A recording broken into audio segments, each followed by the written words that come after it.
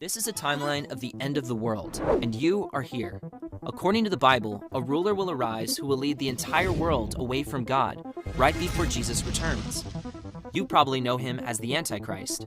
The Bible says the Antichrist is going to shock the world 8 times. Let's see if we can place these 8 shocking events on our timeline to find out just how close we are to the end.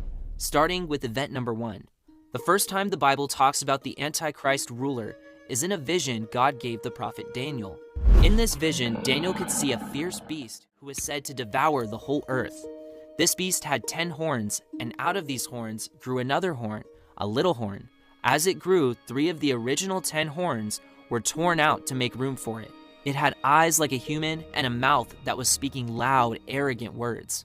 Daniel was later told that this beast represented a kingdom that would take over the entire world, and the 10 horns represented 10 kings who would rule this kingdom. But the little horn represented a man, the Antichrist, who would arise and eventually take over 3 of the kings and later control the entire kingdom. This is the first big move that the Antichrist will make.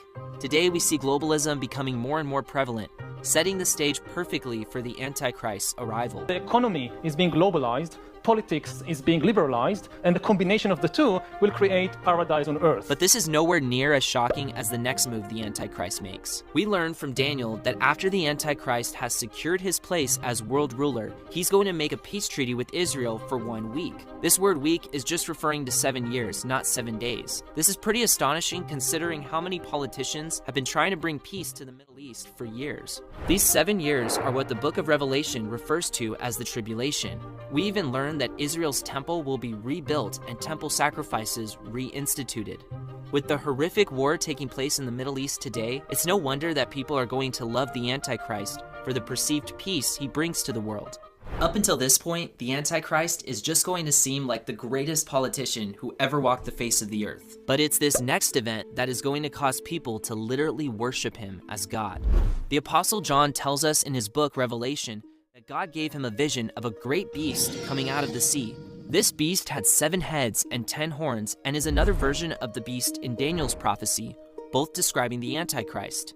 This beast was given a deadly wound but was miraculously healed, which caused the entire world to be in awe of the beast's power and follow him. The Bible says that after this miracle happens, people will say, "Who is like the beast? Who is able to make war with him?" But this beast is not satisfied with just being ruler of the world or having the nations admire his great power. He wants more. What the Antichrist does next is prophesied in 4 separate books of the Bible, so you know it's important. Jesus said, "When you see the abomination of desolation,